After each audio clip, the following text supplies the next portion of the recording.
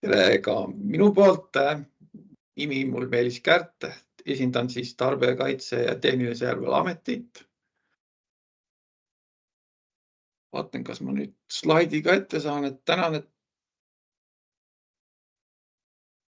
teema on siis, räägin natukene kortermajade elektriohutusest.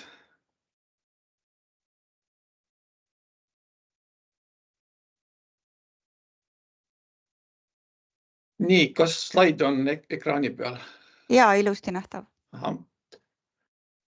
Teemaks siis elektriohutus kortermajades. Elektrist tingituna on siis kaks ohtu, mis siis mittekorrast elektripaigaldistest või elektriseadmetest siis põhjustatud. Esiteks siis tulekahju oht, millest siis eespool juba räägiti natukene, ja teiseks siis elektrilöögi oht. Siin on siis toodud nii-öelda natukene statistikat. Ehk siis palju aastas keskmiselt juhtub hoonetes elektrist põhjustatud tulekahjusi ja palju siis elektriõnnetusi või siis tervisekahjustusega õnnetusi juhtub.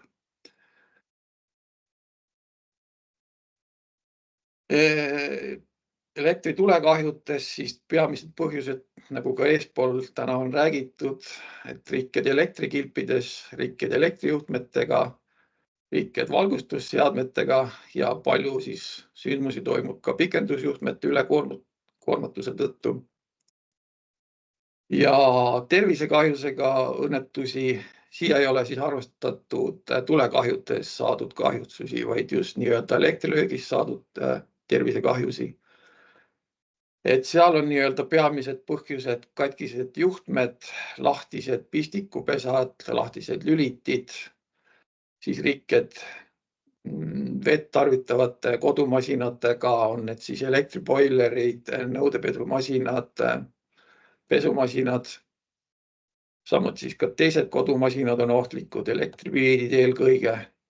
Ja palju õnnetusi juhtub ka kodus remonditööde käigus, kus siis tapeeditakse, värvitakse, võetakse küll nii-öelda pistiku kate maha, kuid jäetakse vool välja võtmata ja selle tõttu saadakse siis tihti elektrilööke.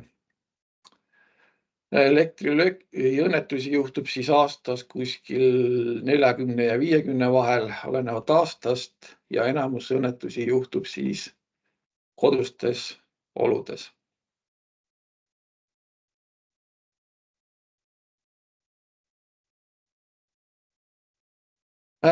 Mis need peamised ohud on, mis siis hooldamata elektripaigaldistega kaasnevad?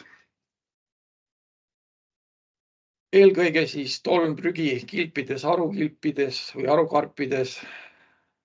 Kui seal nüüd mingisugune säde tekib, siis sellisel juhul võib asi põlema minna, on siis tulekahju oht. Katkiste juhtmete ja ühenduskohtade puhul valitseb meid nii tulekahju oht kui elektrilöögi oht. Kaitseaparatuur ei ole töökorras, kas teda siis ei ole või ta ei tööta või on ta valesti paigaldatud. Ka sel juhul siis ei lülitu vool välja, saame elektrilööki, võib nii-öelda tulekahju tekkida. Kortermajade puhul suur oht on neutraaljuhi katkemise oht, ehk siis meie pistikupesades tõuseb pinge kuni 380 voldini, mis ükski kodumasin tavaliselt ei ole arvestatud sellisel pingele, mis tähendab nende seadmete hävinemist ja halvemal juhul võivad nad ka süttida.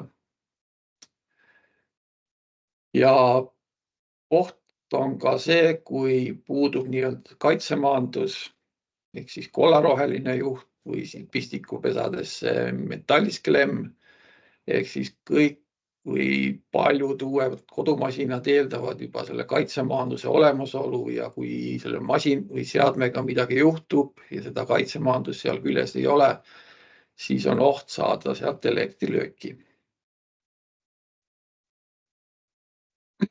Nüüd korterelamu üldises vaates, et missugused nõuded on siis olulised. 3 peamist nõuet on siin nüüd välja toodud, ehk siis esiteks peab olemas olema elektripaigalise kohta dokumentatsioon, ehk siis joonised, projektid, skeemid, kõik elektritööd, mis on korterelamus ühiskasutatavas osas tehtud, nende dokumendid peavad alles olema. Kindlasti tasuks alles hoida dokumente, mis on sõlmitud võrguettevõtjaga, et oleks teada, kus asub nii-öelda see liitumiskoht, et kust maalt hakkab korterelamu vastutus ja kus maalt võrguette vastutus. Samuti saab sealt siis nii-öelda teada, palju on majal peakaitse. Kindlasti tuleb siis korterelamu elektripaigaldusele teha korrapärast hooldamist ehk siis käitu. Suuremate kortermajade puhul tuleb määrata ka siis vastutav isik, käidukorraldaja. Ja lisaks sellele, et korterelamus tuleb teda hooldada korrapäraselt, tuleb teda siis ka perioodiliselt kontrollida. Ehk siis selle jaoks tuleb nii-öelda tellida kolmanda osapoole või siis sõltumatu isiku poolt kontroll. Nendest asjadest ma räägin kohe pikemalt. Esiteks siis elektripaigaldisest käidust ja hooldamisest, nagu ütlesin, suuremates elamutes ehk siis üle 100 amprise peakaitsmega hoonetes tuleb määrata kasutamise järelvaataja vanema nimega käidukorraldaja. Käidukorraldajaks saab olla siis ainult elektrialase kompetentsusega isik, kas tal on siis kutsetunnistus või pädevustunnistus. Kutsetunnistus siis alates klassist või tasemest 5, 5, 6, 7, 8 või siis pädevustunnistuse puhul B1, B või A-klassi pädevustunnistus. Ja kasutamise järelvaataja käidukorraldaja üheks ülesandeks on siis ka käidukava koostamine, kus siis pannakse paika kõik tegevused ja toimingud, et seda elektripaigaldist saaks ohutult ja nõuete kohaselt kasutada, hooldada, et ta nii-öelda toimiks, et seal ei juhtuks midagi.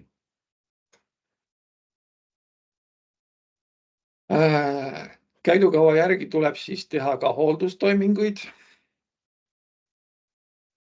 Neid tuleb siis teha vastavalt selle elektripaigaldise seisukorrale, vanusele ja nii-öelda keskkonnaoludele.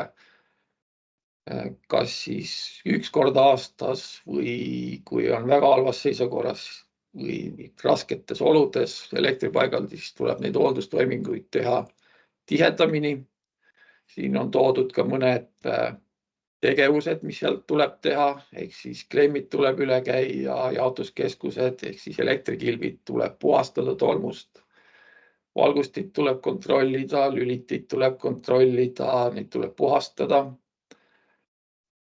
Kõik klemmid tuleb üle käia, nagu ma rääkisin, eriline oht on nii-öelda selle neutraaljuhi katkemine.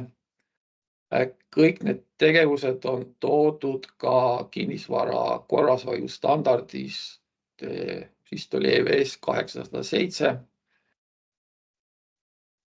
Kõik need toimingud, mis seal elektripaigaldises on siis tehtud, tuleb dokumenteerida, ehk selle jaoks on olemas tabel, samast standardist on see leitav, kus siis tuleb nii-öelda märkida üles, mis tegevused tehti ja millal neid tehti.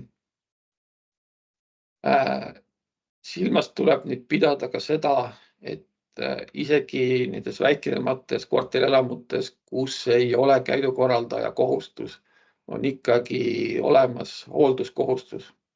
Ehk siis ka nendes elektripaigaldistes või nendes korterelamute elektripaigaldistes tuleb neid hooldustoiminguid teha.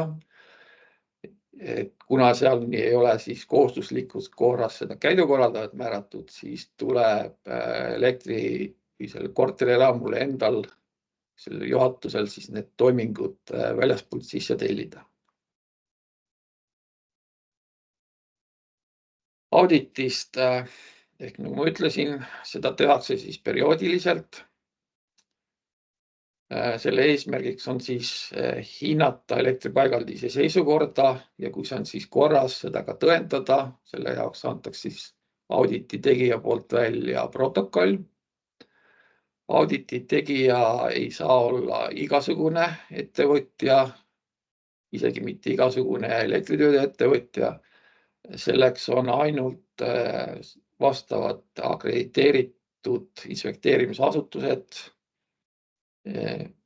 Praegusel hetkel peaks neid selliseid asutusi Eestis olema 29, kellel on need õigused. Ja auditi tulemused siis tänapäeval juba tehakse digitaalselt. Paberi peal nii-öelda otseselt seda omanikule enam ei esitatagi. Need kõik vormistatakse siis tehnilise järelevalve infosüsteemis. Aadress on siin üles toodud. See aadress on ka leitav tehnilise järelevalve ameti kodulehelt. Et kui siis nii-öelda korteri ühistu juhatuse liikmetel on sinna sisse logides automaatselt ligipääs siis kõikidele selle korteri ühistuga seotud paigaldistele ja lubadele.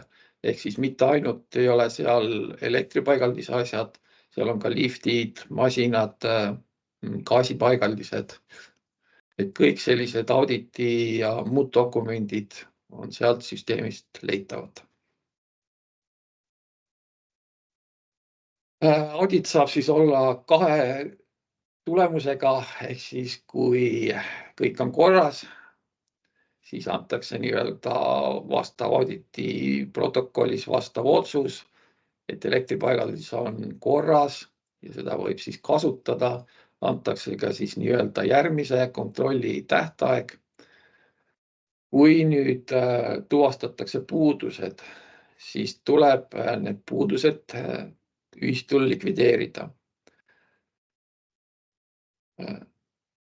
Kui seda nüüd tehakse 3 kuu jooksul, siis see audit tehakse nii-öelda kordusauditina ja see on siis nii-öelda ainult kontrollitakse neid asju, mis puuduseid kõrvaldati. Ehk siis ei tehta mitte täismahus kordusauditit, vaid tehakse ainult nende puuduste osas.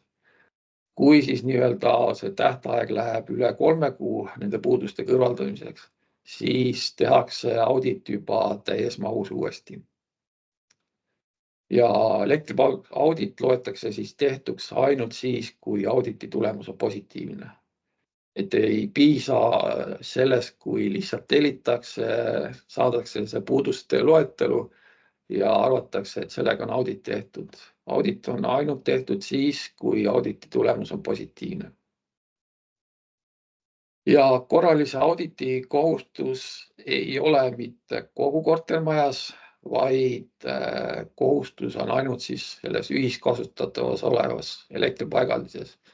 Ehk siis peakilp, magistraalliinid, trepikojade valgustus, trepikojades asuvad korruste kilbid, keldrites olev elektrisüsteem, pööningutel olev elektrisüsteem.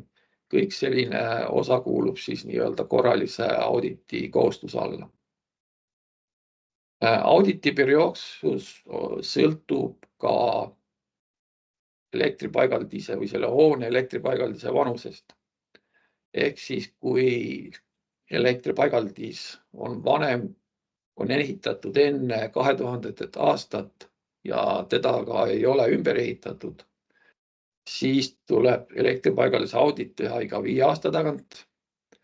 Kui nüüd hoone on ehitatud pärast 2000. aastat või on selle hoone elektrisüsteem täies mahus ümber ehitatud, siis kehtib juba pikem periood ja korterelamute puhul on see siis 10 aasta tagant tuleb kontroll teha.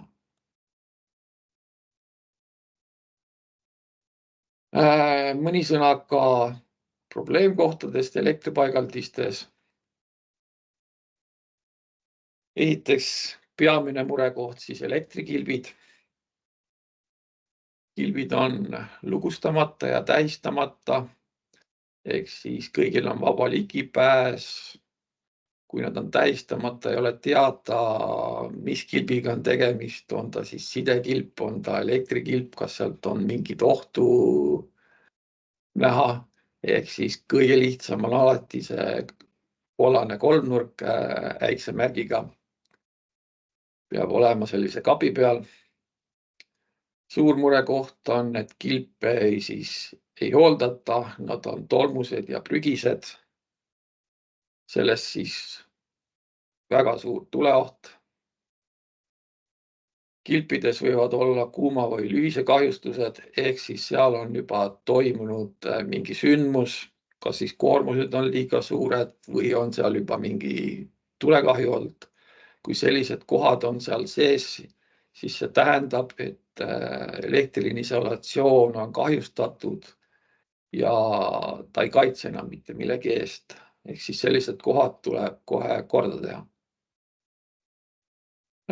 Kilpides puuduvad kilbiskeemid, väga tihti esineb olukord, probleem selles, et kui on vaja kiiresti midagi välja lülitada ja kui ühtegi tähist ei ole, siis ei ole võimalik neid lülitustoiminguid teha kiiresti.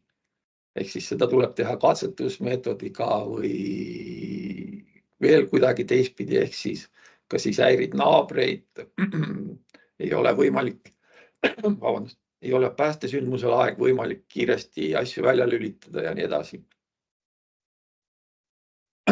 Kilpide kaitseaste ei vasta nõuetele, see tähendab seda, kui näiteks kilp on õues, siis ta peab olema sellise kaitseastega, et ta on mõeldud õues kasutamiseks. Või kui kilpi kasutavad tavainimesed, siis ka seal peavad olema kindlalt kaitseastmed peal, ehk siis see IP-aste elektriseadmetel, nimesiltidel võite neid IP-klasse näha. Et kui on näiteks märjad keskkonnad, siis peab see IP olema 44 näiteks. Ja suur murekoht on kilpide puhul ka see, et seal puuduvad otsepuute katted. Ehk siis on võimalik kättpidi või näppudega minna vastu pingestatud osad.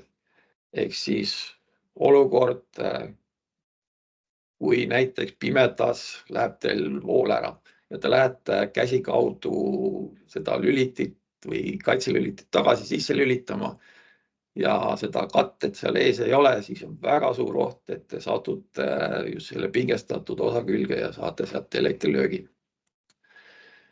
Sellest tulenevalt on nõue ka vanematele elektrikilpidele, et need katted oleks siis juba sinna ette pandud. Kilpidega seotud on siis ka kaitseaparatuuri probleemid. Kaitselülitid siis kas puuduvad või on asendatud valesti. Siin probleem põhiliselt selles just vanemates kohtades, kus oli kasutusel need sulalkaitsmed, siin ka üks pilt kõrval, kus sularite asemele pannakse enda mugavuse jaoks, et see kaitse nii tihti välja ei lööks, pannakse siis traadid, naelad. See tähendab ka seda, et suurte koormuste või siis lühise tingimusel miski ei kaitse enam seda toite või elektriahelat ja see põleb suure leegiga.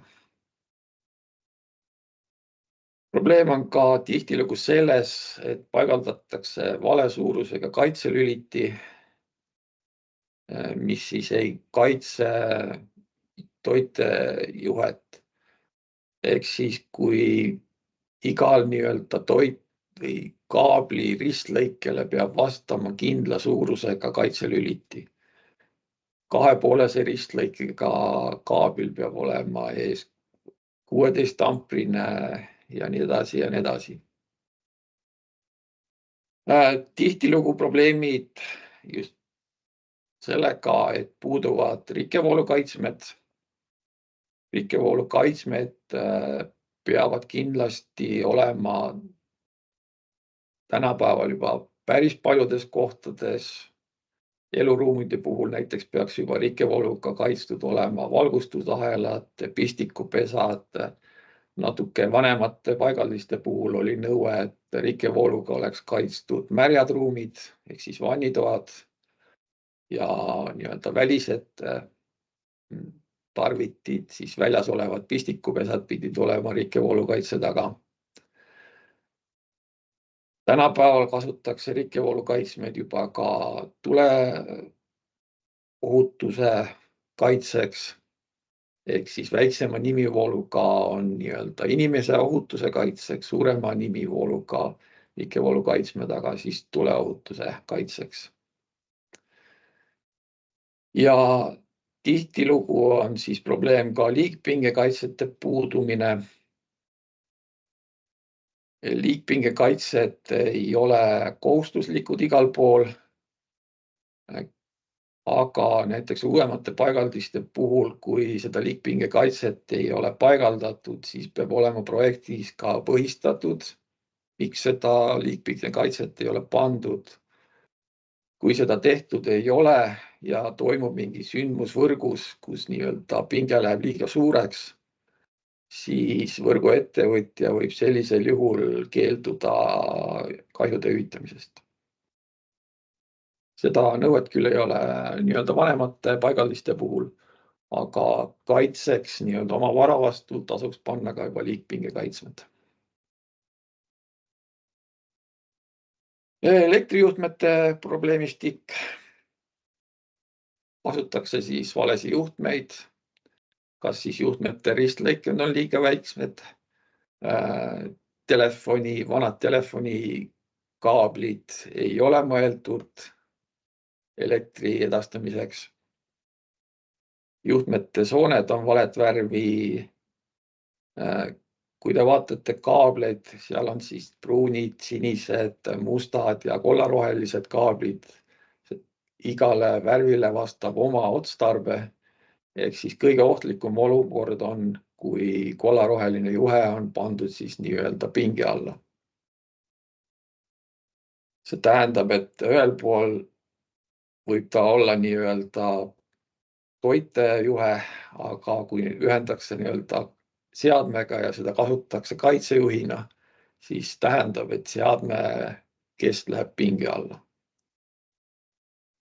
Vanemates kohtades suured probleemid ehk siis isoleerimata ja lahtised juhtmed. Kasutatakse oludele mitte vastavaid juhtmeid. Siin tasuks tähelepanu juhtida, et need valged tavalised paigaldusjuhtmed ei ole mõeldud õues kasutamiseks. Paigaldise siis renoveerimisel vanemates hoonetes, kus on kasutuses olnud alumiiniumjuhtmeid, ühendatakse neid otse kokku vaskjuhtmetega.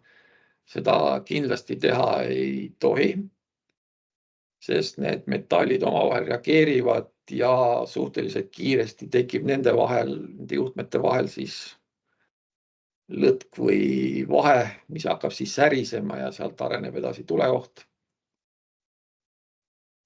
Liitekohad, harukarbid, pistikupesad, lülitid on lahti, nendel puuduvad siis katmed ja juhtmeühendused ei ole piisavalt kinnitatud. Ja probleemiks on ka see, et kui vanemates hoonetes nii-öelda renoveeritakse, siis jäetakse need vanad ja mitte kasutatavad juhtmed likvideerimata. Seal on oht lihtsalt selles, et esiteks on ta küll visuaalselt inetu, aga suurem oht on see, et neid juhtmed võivad kas siis kogemata või tahtlikult sattuda pinge alla.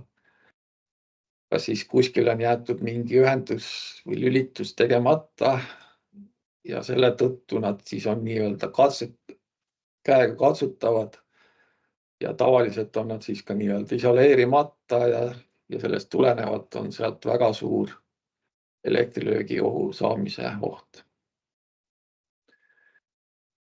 Ja maanduse potentsiaali ühtlustus juhtide puudumisel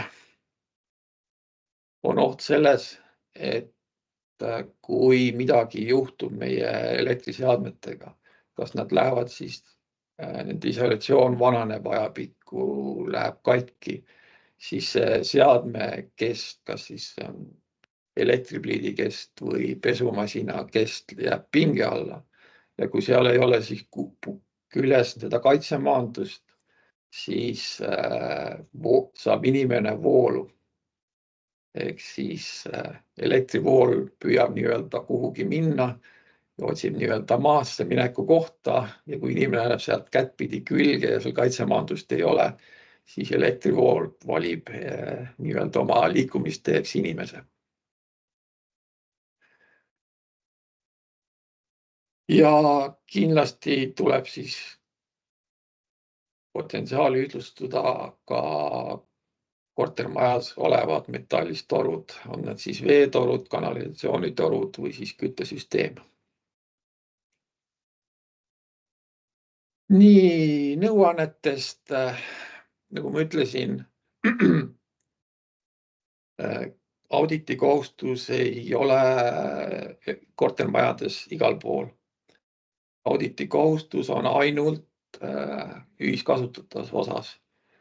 Küll on aga meie soovitus alati lasta ka korterite eluruumides teha neid auditeid või siis vähemalt kutsuda elektritööde ettevõtja, kes need korteri elektrisüsteemid aeg-ajalt üle vaatab. Elektritööd on sellised tööd, mida ei tasu ise teha. Tööde tegemine eeldab teatavate oskuste ja kogemuste olemasolu. Ehk siis sellist töid saavad teha vaid selleks oskusi omavad isikud, on need siis kutsetunnistusega isikud või elektrikuharidusega isikud. Kindlasti ei tohi üle koormata kodudes olevaid elektriseadmeid ja juhtmeid, eriti puudutab siis neid pikendusjuhtmeid. Kuigi pikendusjuhtmetel on tavaliselt neid auke, kuhu juhtmeid saab ühendada palju, tasuks siiski silmas pidada, et pikendusjuhtmetel on teatav nii-öelda koormuspiir, milleni neid kasutada tohib. Kas ta on siis 10 amprit või 16 amprit. See üldjuhul tähendab seda, et pikendusjuhtmesse ei tohi ühendada üle ühe suure tarbimisega kodumasinaid. Ehk siis, kui pikendusjuhtmele on juba ühendatud näiteks pesumasin, siis sinna ei tohi kindlasti enam ühendada kas siis triikrauda või puhurit. Kindlasti on ka soovitus see, et kuna tänapäeval elektriseadmete arv meil kodudes suureneb ja ka voolutarve oluliselt suureneb, siis tasub kindlasti mõelda oma eluruumide elektrisüsteemide uuendamisele, et nad peaksid vastu nii-öelda selle suurenenud koormusele. Siin on lihtsalt oht selles, et vanemates korterites olevad need alumiiniumist juhtmed võivad nii-öelda suurenenud koormuse tõttu üle kuumeneda, nende ühenduskohad halvenevad ja sealt võivad hakata siis tulekahju arenema. Kaitseaparatuurist rääkisime, tuleb kindlalt veenduda, et kaitseaparatuur on olemas, see on õige ja see toimib. Elektriohu ja siis ka tuleohu vastu tasub mõelda rikkevoolu kaitselüliti paigaldamist ka vanemates korterite või siis korterelamute elektrisüsteemides. Elektriseadmeid tohib kasutada vaid ikkagi nendes oludes, mille jaoks on need mõeldud. Tavalised elektriseadmed on mõeldud kasutamiseks siseoludes. Kui neid seadmeid tahetakse kasutada ka siis õues või vannitoas näiteks, siis tuleb vaadata, et see seade oleks mõeldud ka vastavas oludes kasutamiseks. Nagu ma eespool rääkisin, tuleb vaadata, kas seadme nimesildil on peal IP-aste IP44 või suurem. Ja kindlasti ei tohi siis kasutada elektriseadmed, mille korpus on katki, mille toitejuhe isolatsioon on katki, mille pistikupesa on katki. Et kõik sellised asjad on nii elektrilöögi ohu allikad kui ka tulekahju allikad. Ja meie ameti kodulehelt on siis võimalik leida igasuguseid erinevaid teabelehti ja juhendeid. Elektrivaldkonnas siin on toodud siis terve rida neid. Ohutu kodu näiteks ei käsitle mitte ainult elektripaigaldisi, need käsitlevad ka teisi asju, seal on räägitud ehitisest, ehitisohutusest, gaasiohutusest, garaažiustest ja nii edasi. On teabelehed korterelamute elektripaigaldiste nõuetest, on teabelehed, mis räägivad audititest, räägivad käidust, räägivad isikute kompetentsusest, mis nõuetele peavad siis elektriseadmed vastama. Et kui te näiteks soovite kuskilt elektriseadmeid kolmandatest riikidest, kas või Hiinast tellida, et siis tasub nii-öelda silma peal hoida, et mis nõuded siis sellistele seadmetele kehtivad. Ja on ka seal elektripaigaldise kaitsevööndist juttu, ehk siis õhuliinidest, maakaablitest, mida nende juures tuleb teha, mida nende juures ei tohi teha, kelle poole tuleb siis pöörduda, kui seal midagi soovitakse teha. Nii, minu poolt kõik, ootan küsimusi. Nii, chati on laekunud küll mõned küsimused, et küsimus, et kas kuskilt on näha ka nende 29 ettevõtte andmed, kellel on õigus teha elektripaigaldise auditit? Jah, ametlik andmekogu või loetelu on toodud siis Eesti Akrediteerimiskeskuse kodulehel. Aga tunduvalt lihtsamalt saavad selle nimekirja kätte meie ameti kodulehel, seal eespool viidatud auditi teabelehest, kus on kõik nende nimekirjad ja kontaktandmed ära toodud. Aitäh. Siis ma võtan siit veel lühemaid küsimusi praegu, et kas trepikoja elektrikilbi kapid peavad olema võtmega lukus või lihtsalt kinni, mida on võimalik kergesti avada? See nüüd oleneb sellest, kui seal kilbis ei ole seda puutekaitset, siis kilp peab olema lukustatud. Kui seal kilbis on see puutekaitse olemas, siis võib see kilp lahti olla, et kilbi üheks nõudeks on ka see, et korteri omanik peab pääsema nii-öelda oma kaitselülitile ligi. Ehk siis see nõue peab olema tagatud, aga seal ei tohi olla seda elektrilöögi ohtu. Ehk siis vastus on selles, et kilp peab olema kinnine, ta ei tohi olla nii-öelda avatud ustega, kas ta nüüd on võtmega lukustatav või mitte. See ei ole nii-öelda otsene nõue. Nõue on selles, et seal ei tohi olla käega puudutavaid osi. Ehk siis see peab olema kate ees.